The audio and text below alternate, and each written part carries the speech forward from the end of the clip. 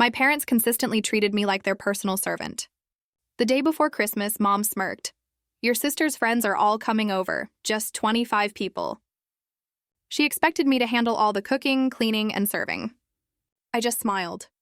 That very night, I secretly left for a trip to Florida, leaving them to discover an empty house. They say the truth always comes out, but sometimes you have to make it come out. For 15 years, my parents treated me like their personal help, while my younger sister Sarah lived a gilded life. And then, last Christmas Eve, when my mother made an outrageous demand, something inside me finally irrevocably snapped. What followed wasn't just a dramatic family blow-up. It was an explosive unraveling that exposed a truth so shocking, it left everyone, including a high-powered Fortune 500 CEO, absolutely speechless. This is the story of how I, Lily Sullivan, went from the family maid to being begged for forgiveness, all because I finally chose myself. It was December, and I was in my Manhattan apartment, meticulously folding clothes into my suitcase. My phone buzzed, Mom, flashing on the screen, and I knew instantly this wouldn't be a pleasant call. Back in our Connecticut family home, I could picture the Christmas decorations sparkling, because, of course, I'd been the one hanging them every single year since I was 17. "Lily, cancel whatever silly plans you have for tomorrow," my mother Margaret commanded without even a hello. Her voice had that familiar, unshakable tone that brooked no argument. I just kept folding my business blazer. "What's happening tomorrow?" I asked, my voice flat. "Sarah's hosting her networking group for Christmas Eve dinner. Very important people, Lily. 25 guests, including executives from Pinnacle Corporation." She paused, and I could practically hear the smirk through the phone. "You'll need to arrive by noon to start cooking. 7 main courses, 10 sides, the menu's already planned." My fingers tightened around my phone. Sarah's networking group, of course. My younger sister worked in PR and never missed an opportunity to remind everyone how incredibly connected she was. "Mom, your sister is making important connections that benefit this family. You should be grateful to help." Her words cut deep, as they always did. "It's not like you have anything else going on." Oh, if she only knew. I glanced at my laptop where an email from Victoria Chen, CEO of Pinnacle Hospitality, glowed on the screen. "Use the good china," Mom continued, oblivious. "These aren't your usual crowd, Lily. These are people who matter." People who matter, unlike me, apparently. "I'll text you the menu," she said. "Don't embarrass us." The line went dead. I looked down at my plane ticket to Florida. Departure time, 8 odd p.m. tomorrow. My hand wasn't even shaking anymore. After 15 years of this, I'd finally learned the difference between their emergency and my priority. I sat on my bed, memories flooding back like a bitter tide. 15 years of being utterly invisible, except when they needed something. Every Thanksgiving since I was 17. Lily will handle the cooking while Sarah entertains our guests. Every Christmas. Lily's between jobs again, but at least she's useful in the kitchen. Every family gathering where Sarah was introduced as our successful daughter in public relations, while I was simply, "Lily's here too." She's helping out. The last family party had been the absolute worst. Sarah's engagement celebration. 200 guests at the country club. I'd spent 14 hours preparing appetizers, while Sarah held court in a $3,000 dress our parents bought her. When one of the guests had dared to ask what I did for work, my mother had actually laughed. "Lily doesn't have Sarah's social skills," she'd chirped, "but she cooks well." I stood up and walked to my closet, pulling out my second suitcase. Inside, carefully protected in a leather folder, was the contract that would change everything. My company's name, Stellar Events, was embossed in gold at the top. I'd deliberately chosen a name that didn't include Sullivan. For 5 years, I'd built my empire in silence. 50 employees across 3 locations, a client list that included luxury resorts and Fortune 500 companies. And my family? They still only expected me to slave over their stove. Tomorrow, I had a meeting that would secure a $2 million contract. My phone buzzed. Sarah's text, "Mom says you're cooking tomorrow. Don't screw it up. Important people will be there." I looked at my plane ticket again. Flight 447 to Fort Lauderdale, departing at 8 p.m. "Not this time," I whispered to the empty room. For once, they'd have to figure it out themselves. I had a plane to catch. The irony wasn't lost on me as I continued packing. 2 clear signs had shown me exactly where I stood in this family, and I'd ignored them for far too long. The first was how they introduced me, At last month's country club dinner, my father had literally told his golf buddy, "Sarah's our success story, Lily's between opportunities. Between opportunities." I'd closed a $500,000 contract that very morning, but to them, I was perpetually unemployed, perpetually failing. They never asked about my work, never wondered how I afforded my Manhattan apartment or my new car. Their assumption was so complete that when I mentioned traveling for business once, my mother had actually laughed. "What business? Are you calling your little cooking hobby a business now?" The second sign was even more blatant. Last summer, I'd visited home to find my childhood bedroom had been converted into a storage room for Sarah's overflow wardrobe. My trophies, my books, everything that marked my existence in that house was boxed up in the basement. Sarah needed the space, my mother had explained, as if it were obvious. She's building her career. Image matters in PR. Meanwhile, Sarah had been given the entire third floor, renovated at our parents' expense, complete with a home office and walk-in closet. The message was crystal clear. One daughter was an investment. The other was invisible. I zipped my suitcase closed, remembering my company holiday party just last week. My employees had thrown me a surprise celebration for landing the Pinnacle account. 50 people who saw my value, who respected my leadership. My phone lit up with another text from Mom. "Don't forget the truffle oil. These people have sophisticated palates." These people, as if I didn't regularly cater events for CEOs and celebrities. But why would she know? She'd never asked.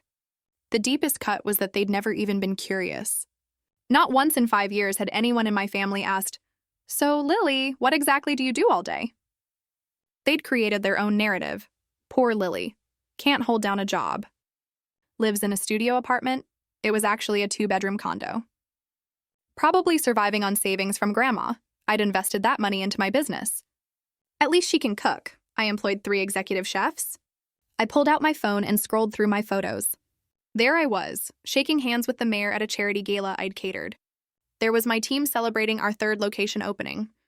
There was the feature article about me in Hospitality Quarterly, the quiet revolutionary of luxury catering.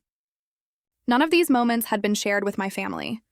I'd learned early on that success without their permission was somehow threatening. The one time I'd mentioned landing a big client, my mother had immediately pivoted to Sarah's latest PR campaign for some energy drink. "At least you're useful in the kitchen," she'd said, patting my hand like I was a child who'd drawn a particularly nice picture. I opened my laptop and looked at my company dashboard. Stellar Events. Established without a penny from my parents. Built without the Sullivan name. Thriving without their approval. Tomorrow's revenue alone would exceed what Sarah made in 6 months. But they'd never know that. My assistant had texted earlier, "Forbes wants to feature you in their 40 under 40 issue. They're especially interested in your story of building the business without family support." Without family support. If only Forbes knew the half of it. My family hadn't just withheld support. They'd been actively blind to my existence beyond their kitchen. If you've ever felt invisible in your own family, or been treated like your success just doesn't matter, you'll understand why I did what I did next. Drop a comment below. Have you ever had to hide your achievements from toxic family members? I read every comment, and it means the world to know I'm not alone in this. And if you're finding value in this story, please consider subscribing. We're building a community of people who refuse to let others dim their light. Now, let me tell you about the text message that changed everything. My phone buzzed with a calendar reminder, and reality hit me like cold water. If I stayed silent and played the servant tomorrow, I'd lose everything I'd worked for. The Pinnacle hospitality contract wasn't just another deal. It was the deal. $2 million, exclusive catering rights to their 5 Florida resorts, and a partnership that would put stellar events on the national map. The meeting was December 26th at 9 a.m. non-negotiable. Victoria Chen, Pinnacle's CEO, had been crystal clear. "I'm flying back to Singapore on the 27th. Lily, if we don't finalize this in person, the board will go with our second choice." Our second choice. My competitor, who'd been circling this contract like a vulture. But it wasn't just about the money. 50 employees were counting on me. Maria, my head chef, had just put an offer on her first house based on the expansion this contract would bring. James, my operations manager, was planning to bring his kids to better schools. This wasn't just my dream anymore. It was theirs too. I pulled up my bank statements. Yes, I was successful, but this contract would change everything. It was the difference between being a regional success and becoming a national player. The kind of opportunity that comes once in a career. My phone rang. It was my CFO. Lily, just confirming you'll be at the resort tomorrow evening for the pre-meeting dinner with Victoria's team. I'll be there, I said, looking at my packed bags. Good. Victoria specifically mentioned she's excited to meet the CEO who built such an impressive company without any family money or connections. He paused. She said it's rare to find that kind of authentic success, without family money or connections. If she only knew how true that was. My phone pinged with an email from my mother. Subject line, urgent Christmas Eve menu. My stomach turned as I opened it. 7 main courses, 10 sides, dietary restrictions for 5 guests, wine pairings, dessert selection. The level of detail was staggering. She'd planned every single dish, every garnish, every serving plate. Use the Waterford crystal and the silver with the monogram, she'd written. These are important people, Lily. One of them is Victoria from Pinnacle Corporation. She could be valuable for Sarah's career. I nearly dropped my phone. Victoria. Victoria Chen was going to be at my parents' house. I quickly scanned the guest list my mother had attached. There it was, clear as day. Victoria Chen, CEO, Pinnacle Hospitality. My heart raced as I processed this impossible coincidence.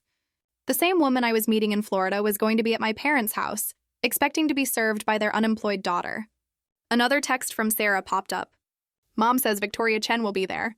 She's huge in hospitality. I'm hoping to pitch her on PR services. Don't embarrass me with your amateur cooking. Amateur cooking? I just catered Victoria's company retreat for 500 people last month, though we'd handled everything through my executive team, so she'd never met me in person. That was scheduled for tomorrow. I sat down hard on my bed, the weight of the decision crushing me. Stay and serve the woman who was about to make me a millionaire, pretending to be a failure? Or leave and risk my family's wrath but secure my future? My Uber notification popped up. Your ride to JFK Airport is scheduled for 6:30 p.m. tomorrow. I looked at the menu again, then at my contract, then at my plane ticket. The choice had never been clearer. I made my decision. I picked up my phone and dialed my mother's number. She answered on the first ring. Finally. I was starting to worry you weren't taking this seriously. Mom, I can't do it. Silence. Then her voice turned sharp. What do you mean you can't? I have a business trip. I'm flying to Florida tonight. Don't be ridiculous. Her voice rose. What possible business could you have? An important meeting. She actually laughed. Lily, stop being selfish. Your sister needs this. Sarah has a full catering team she could hire. With what money? Do you know how expensive that is? I bit my tongue. The irony of her asking me about catering costs while talking to someone who owned a catering company was almost too much. Family comes first? She snapped. Or are you too selfish to understand that? I understand perfectly. Family comes first when you need something from me. How dare you? When's the last time you asked about my life, Mom? We know about your life. You're between jobs, living in that tiny apartment. I'm a CEO. Another laugh. This one cruel. A CEO of what? Your imaginary company? It's not imaginary. I have 50 employees. Lily, enough with the fantasies. Sarah needs this. You owe us. I owe you? We raised you, fed you, kept you in our home while treating me like hired help. You're being dramatic. What else do you have to do? Sit in your apartment alone on Christmas? I looked at my business class ticket. I have a flight at 8:00 p.m. Cancel it. No. If you leave, don't bother coming back. The threat hung between us. The same one she'd used so many times before. Usually it worked. Usually I caved. Then I guess this is goodbye, I said quietly. You can't be serious. I'm done being the family servant, Mom. I'm done being invisible until you need something. You ungrateful... I hung up. My hands were shaking, but for the first time in 15 years, it wasn't from fear or anger. It was from freedom. My phone immediately exploded with texts from Sarah. What did you just do? Mom's having a meltdown. Stop being so dramatic and get over here. I turned off my phone and continued packing. They'd figure it out. They always did when they had to. I turned my phone back on to set one thing straight. It rang immediately. Sarah, what is wrong with you? She screeched. Mom's calling all the relatives saying you've lost your mind. I have a business meeting on Christmas Eve. Stop lying. This is about that stupid fight last month, isn't it? When Mom gave me your room, my room was converted to your closet years ago, Sarah. And no, this is about my actual career. What career? You cook sometimes? I own a catering company. Sure you do. Her voice dripped condescension. Look, I'll pay you to cook. How's $200? I almost laughed. My day rate for personal chef services was $5,000. Not that she'd ever know. This is non-negotiable, Sarah. I'm not coming. Mom will disown you. That's her choice. You're really going to ruin Christmas? Ruin my networking opportunity? Victoria Chen will be there. Then hire a caterer. On Christmas Eve? Are you insane? No one's available. I walked to my kitchen counter where I'd left a notepad earlier. On it, I'd written 3 catering companies that handled last-minute emergencies, along with their 24-hour hotlines. It was more than they deserved, but I wasn't completely heartless. I left a note on my kitchen counter with some numbers. I'm not driving to Manhattan to get your stupid note. Then Google emergency catering services. You're being selfish. I'm being professional. My business requires me to travel. What business? She screamed. Stop pretending you're something you're not. The Uber notification popped up. Your driver will arrive in 2 hours. I have to go, Sarah. If you do this, you're dead to us. I'm already invisible to you. What's the difference? I hung up and turned off my phone completely. On the kitchen counter, I placed the note with the catering numbers in clear view, just in case they somehow came by. Next to it, I left a copy of my business card, the one that read, Lily Sullivan, CEO, Stellar Events. They wouldn't come. They wouldn't see it. But at least I'd know I tried to help, even as I chose myself for the first time. The plane lifted off from JFK at exactly 8:07 p.m., and I finally exhaled. Below me, Connecticut disappeared into a blur of lights. Somewhere down there, my mother was probably frantically calling every relative, painting me as the ungrateful daughter who abandoned family on Christmas. I pulled out my laptop and opened the Pinnacle contract one more time. There it was, Clause 15.3.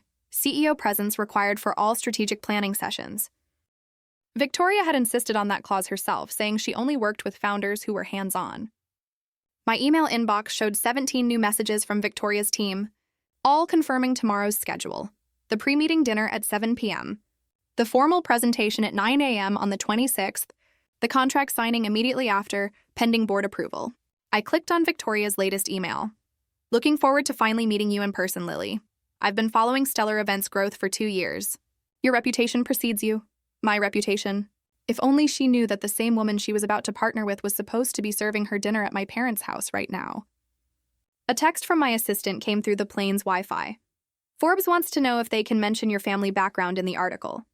They're interested in the built from scratch without family support angle. I typed back, tell them the article runs December 27th, correct? Yes, it goes live at midnight on the 26th. Perfect timing. By the time my family realized who I really was, the contract would be signed and the news would be public. I pulled up the draft of the Forbes article they'd sent for approval. The headline read, From Invisible to Invaluable, How Lily Sullivan Built a Catering Empire Without a Dollar of Family Money. The universe, it seemed, had a sense of humor about timing. The Pinnacle Resort Suite took my breath away.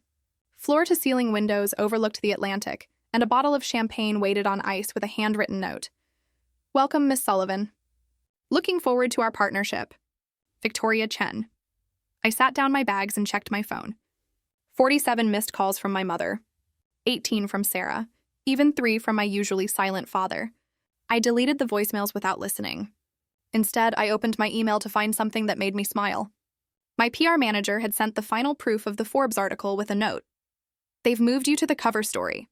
It'll be on every newsstand December 27th. The cover.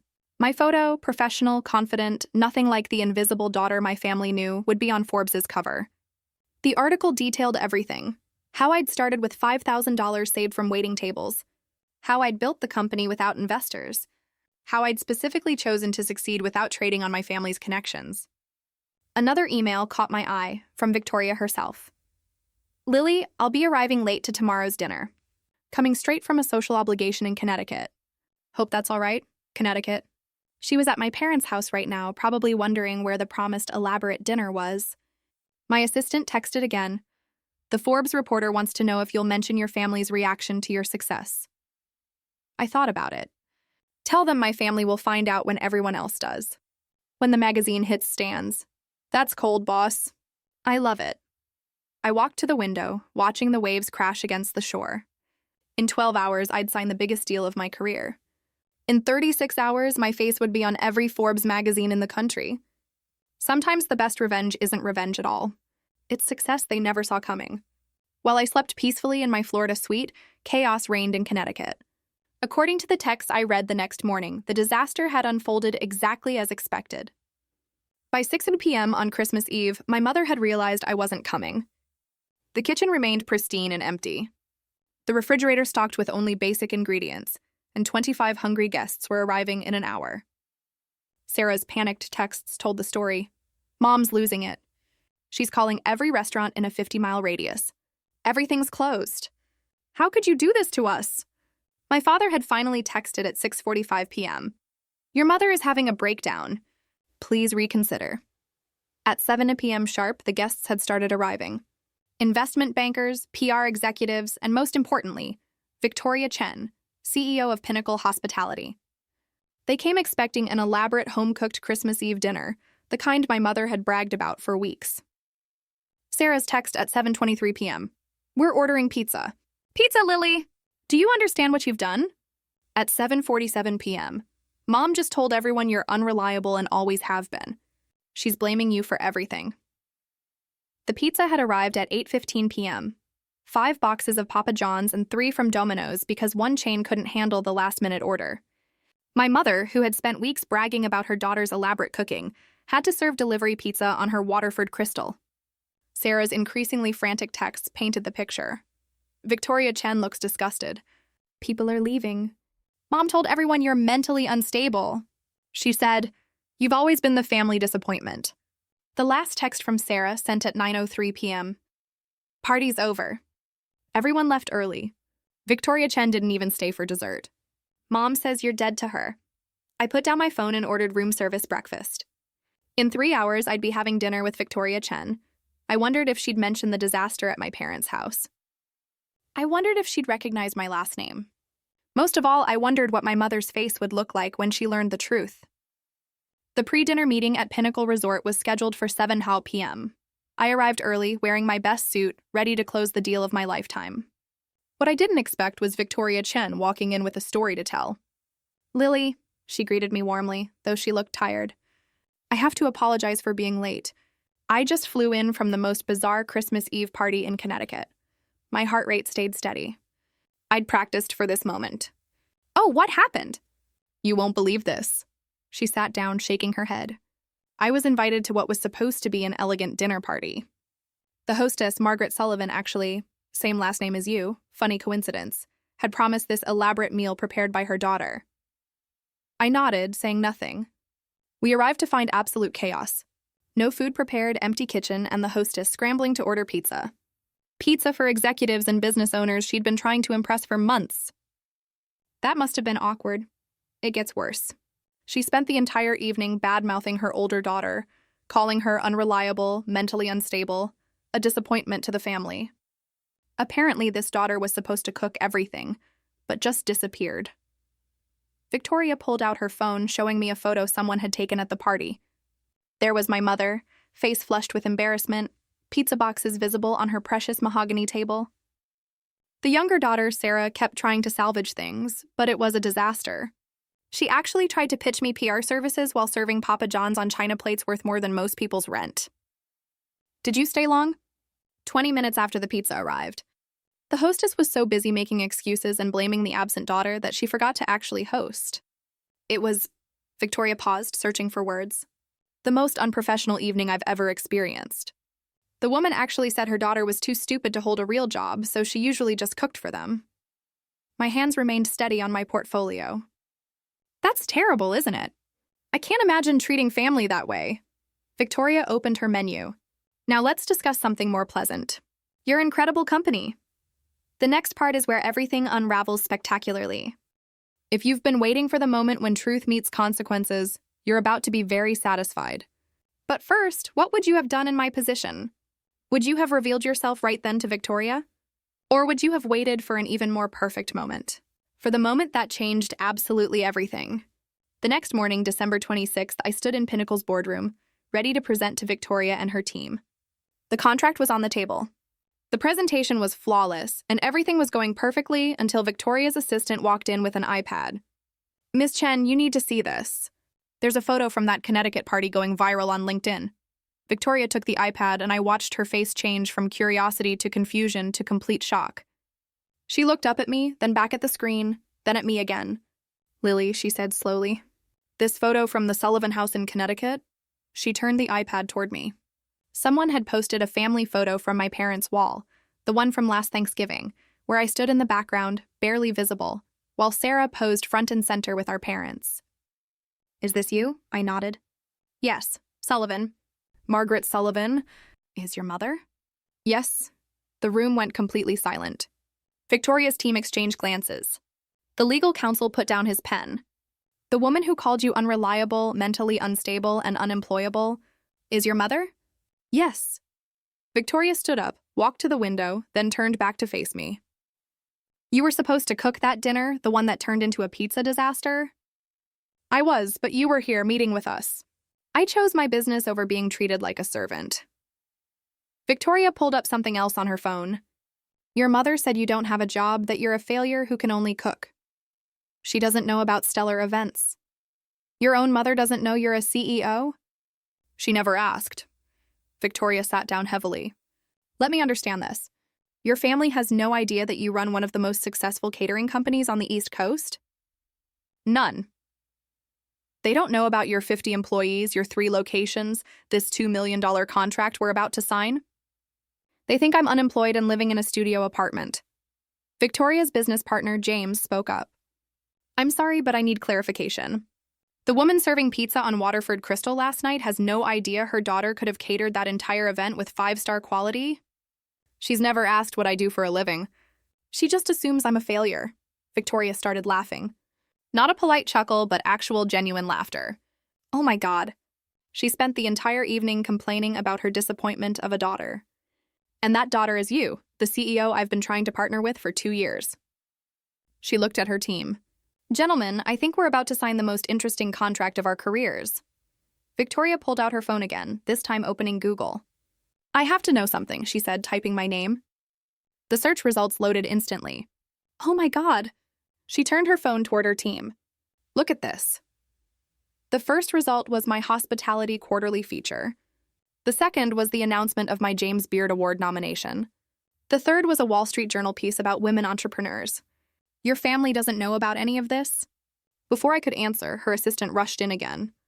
"Miss Chen, you'll want to see this. Forbes just announced their 40 under 40 cover story for tomorrow." He projected it onto the boardroom screen. There I was. Professional headshot, front and center, with the headline, "From Invisible to Invaluable, How Lily Sullivan Built a Catering Empire Without a Dollar of Family Money." Victoria read the preview aloud. "Sullivan, 32, built Stellar Events from a $5,000 investment into a multi-million-dollar enterprise, deliberately avoiding any family connections or support. I wanted to prove that success doesn't require a famous last name or family money," Sullivan states. She looked at me. "This goes live tomorrow, at midnight tonight." "Your family still doesn't know?" "They will when everyone else does," James whistled low. "Your mother is going to see her unemployable daughter on the cover of Forbes." Victoria's assistant was now scrolling through the article preview. "It says here you have a 6-month waiting list for events. Is that true?" 8 months for peak season." Victoria stood up. "I need to make a phone call." She stepped out of the room, and we could see her through the glass talking animatedly on her phone. She returned 5 minutes later with a strange smile. "I just called Margaret Sullivan." My stomach dropped. "You what?" "I told her I was very disappointed in last night's event and that I'd be taking my business elsewhere." She begged me to reconsider. Said it was all her older daughter's fault. Victoria paused dramatically. Then I told her I just signed a $2 million contract with the most talented entrepreneur I know. She asked, "Who?" I said, "Your daughter, Lily Sullivan, CEO of Stellar Events." The room was silent. "The sound she made," Victoria continued, "was like all the air had been sucked out of her lungs." Then she hung up on me. My phone, which I'd kept on silent, showed 47 missed calls in the last 3 minutes. All from my mother. Victoria extended her hand across the table. Miss Sullivan, let's sign this contract. I believe we have a partnership to celebrate. As I signed my name on the $2 million contract, my phone lit up with a text from my father. Your mother just fainted. What the hell is Stellar Events? The contract was signed, champagne was poured, and my phone wouldn't stop buzzing. I finally excused myself to check the messages. Mom, answer your phone now. Sarah, is this some kind of sick joke? Dad, your mother is hysterical. Please call. Sarah, Victoria Chen just told everyone you're a CEO. Mom, this is cruel, Lily, pretending to be successful to humiliate us. I walked back into the boardroom where Victoria and her team were still celebrating. My family thinks I'm lying about being a CEO. Victoria's eyes gleamed. Would you like me to send them something? Before I could respond, she was taking a photo of me with the signed contract, the Pinnacle executive team, and the champagne. She typed quickly and hit send. I just posted it on LinkedIn, she said. Tagged Stellar Events, Pinnacle Hospitality, and Margaret Sullivan of Connecticut. The post read, thrilled to announce our $2 million partnership with Stellar Events and their brilliant CEO, Lily Sullivan. Her company's excellence in luxury catering will elevate Pinnacle's guest experience across all properties. Amazing to work with someone who built their empire from scratch. Within minutes, the post had dozens of likes and comments. Industry leaders I'd worked with for years chimed in with congratulations. Previous clients shared their experiences with Stellar Events. My phone rang. Sarah, I answered on speaker with Victoria's permission. This can't be real. Sarah's voice was shaking. It's real. You've been a CEO this whole time? 5 years. Why didn't you tell us? You never asked. You all assumed I was a failure and treated me accordingly. Mom's having a breakdown. She's calling all her friends trying to explain. Everyone saw Victoria's post. That's not my problem anymore. How can you be so cold? I looked at Victoria and her team, all successful professionals who'd never once questioned my worth. I'm not cold, Sarah. I'm done. I'm done being invisible until you need a cook. I'm done being the family disappointment. I'm done pretending to be less than I am to make you comfortable. But we're family. Family doesn't treat each other like servants. Call me when you're ready to meet Lily Sullivan, the CEO, not Lily the cook. I hung up. Victoria raised her champagne glass. To boundaries. We all toasted, and for the first time in my life, I felt truly seen. That evening, I finally called my mother back. She answered before the first ring finished. How could you do this to us? She was crying. Actually crying. Do what exactly? Humiliate us. Victoria Chen told everyone at the country club about your company. People are calling asking why we didn't know our own daughter was successful. You never asked about my life, Mom. We asked. We knew you cooked sometimes. You assumed I was a failure. For 5 years, you've introduced me as unemployed. You've never once asked about my work, my apartment, my life. You should have told us. I tried. Remember 3 years ago when I mentioned landing a big client? You immediately started talking about Sarah's PR campaign for an energy drink. You literally said, "That's nice, dear." But Sarah's work is really taking off. Silence. I left catering numbers on my counter, I continued calmly. You could have saved the party. We don't have keys to your apartment. You've never asked to visit my apartment. You don't even know where I live. That's not... Mom, I employ 50 people. I have 3 locations. I've been featured in multiple publications. I was nominated for a James Beard Award, and you thought I was unemployed because that was easier than actually seeing me. We're your family. My family needs a servant. My business needs a CEO. I chose my business. This is about spite. No, Mom, this is about self-respect. I've built something amazing, and I did it without any of you. Not your money, not your connections, not even your belief in me. What do you want from us? Nothing anymore. That's the point. For the first time in my life, I need absolutely nothing from you. Lily, the Forbes article comes out at midnight. You might want to prepare yourself. It details exactly how I built my company without family support. You told Forbes about us? I told Forbes my truth. If that embarrasses you, maybe you should think about why. I heard my father's voice in the background. Margaret, maybe we should listen. I'm done listening. My mother snapped at him. Then to me, you've destroyed this family? No, Mom. I've finally built my own life. Call me when you're ready to be part of it. As equals, not as master and servant. I hung up gently, feeling lighter than I had in years. The social consequences came swift and brutal, but not for me. Within 48 hours of Victoria's LinkedIn post, my family's carefully curated reputation had crumbled.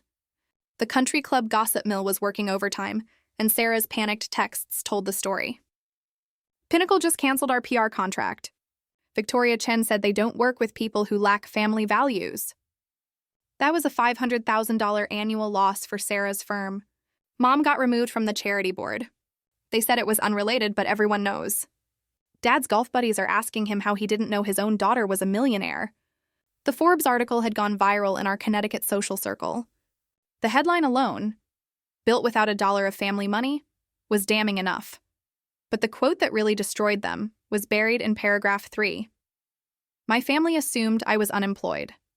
It was easier to build an empire in silence than to fight their assumptions.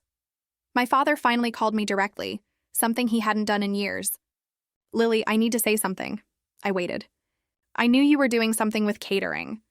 I saw the business registration years ago when mail got mixed up, but your mother was so certain about who you were supposed to be." I should have spoken up. I'm ashamed. It was the most honest thing he'd said to me in 15 years. "Why didn't you?" I asked. "Because it was easier to let her narrative stand than to fight it." I see now. That made me complicit. Your success is remarkable, and we missed it because we weren't looking. Dad, your mother's lost 3 charity positions. Sarah's firm is hemorrhaging clients. Everyone wants to know how we could treat our successful daughter like hired help while praising Sarah for mediocre PR work. I never wanted to hurt anyone. You didn't hurt us, Lily. We hurt ourselves. We created a story where you were the failure and Sarah was the success. And now everyone can see we were blind. He paused. That pizza disaster is already country club legend.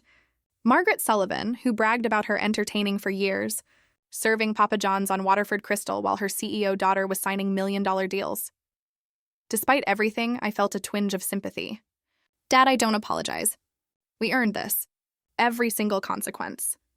While my family dealt with their social catastrophe, my life exploded in the best possible way. The Forbes article had included a photo of me at the Pinnacle signing, champagne in hand, surrounded by executives who valued my work. The contrast to my family's Thanksgiving photo, where I lurked in the background like hired help, wasn't lost on anyone. Within a week of publication, Stellar Events received over 200 inquiries. High-end clients who'd been on the fence suddenly wanted to work with the CEO who built an empire from scratch. My inbox was flooded with interview requests, speaking engagements, and partnership proposals. Victoria Chen became my biggest champion. She introduced me to her network, telling everyone the story of the Christmas Eve disaster with barely concealed glee. "Imagine," she'd say, "having a golden goose in your house and treating it like a servant duck." 3 major contracts came from those introductions alone, worth a combined $10 million. I hired 20 new employees to handle the growth, promoting Maria to executive chef and James to COO. During our expansion meeting, Maria said something that stuck with me. "You know what I love most about this company? You built it for people who were overlooked. Half of us were told we'd never amount to anything." She was right. I'd unconsciously hired people like me, talented individuals who'd been dismissed, overlooked, or underestimated. My assistant forwarded me a text from a reporter. "Your story is everywhere. Food Network wants to discuss a documentary. Working title, Invisible to Invaluable, The Lily Sullivan Story." But the best moment came when I received an invitation to speak at Cornell School of Hotel Administration. My dream school, the one my parents had said was too ambitious for me. The topic, Building Success Without Permission, Creating Your Own Path in Hospitality. As I reviewed my speaking notes, my phone buzzed with a text from my mother. "We need to talk, please." I looked at it for a long moment. Then I archived it and went back to planning my future. Success, I'd learned, was the best response to disrespect. But boundaries were the best gift I could give myself. 3 months later, I agreed to meet my family at a neutral location, a quiet restaurant in Manhattan, my territory. They looked different, smaller somehow. My mother had lost her imperious edge.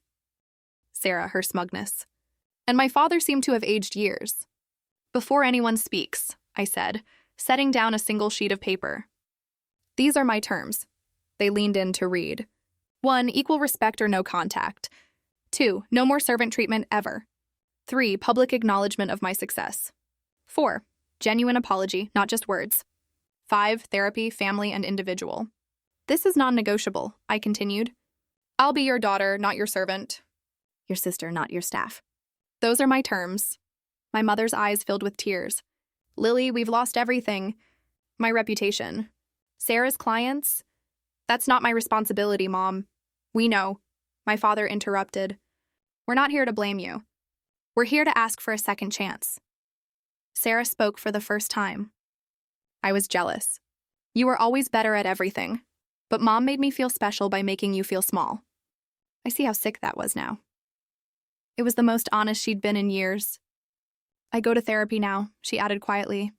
The therapist says we created a family system where someone had to be the scapegoat for everyone else to feel successful. You were assigned that role before you could even fight it. My mother reached across the table but didn't touch me. I'm sorry. Not just for Christmas Eve, but for 15 years of blindness. I turned you into a servant because I couldn't bear that you might be more successful than the life I'd planned for you. I looked at each of them. I'll consider it. But know this. I'm not coming back to the same family. If we rebuild, it's as equals, they nodded. And Mom, you're paying full price if you ever want Stellar Events to cater anything. For the first time in months, she actually smiled. Fair. 6 months later, I hosted my first family dinner in my actual apartment, the 2-bedroom condo with a view of Central Park that they'd never known existed. My team from Stellar Events catered it because I no longer cooked for family gatherings. That was a boundary I'd never cross again. As my parents and Sarah sat at my dining table, being served by my employees who called me boss, the role reversal wasn't lost on anyone.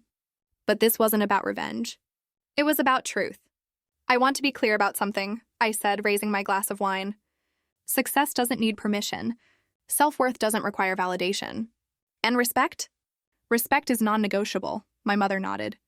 She'd been in therapy for 4 months and had publicly apologized at the country club, admitting she'd been blind to my success. It didn't repair her reputation, but it began to repair our relationship. Sarah's PR firm had pivoted, and she'd asked, professionally, humbly, if Stellar Events might consider her for our PR needs. I'd told her to submit a proposal like everyone else. She did, and it was good. We were considering it. My father had become my unexpected ally, finally finding his voice after years of silence. He now introduced me as my daughter, the CEO, with genuine pride. But the biggest change was in me. I no longer hid my success or dimmed my light to make others comfortable. My company had grown to 100 employees with locations in 5 cities. The Food Network documentary had aired to critical acclaim. And every single morning, I looked in the mirror and reminded myself, I'm Lily Sullivan, CEO of Stellar Events, not the family servant. Never again. Your value doesn't decrease based on someone's inability to see your worth. Remember that. Thank you for joining me on this journey from invisible to invaluable. If my story resonated with you, I'd love to hear about a time when you had to choose yourself over family expectations. Drop a comment below. Your story might be exactly what someone else needs to hear today. And if you believe everyone deserves respect regardless of their role, thanks for watching. Take care. Good luck.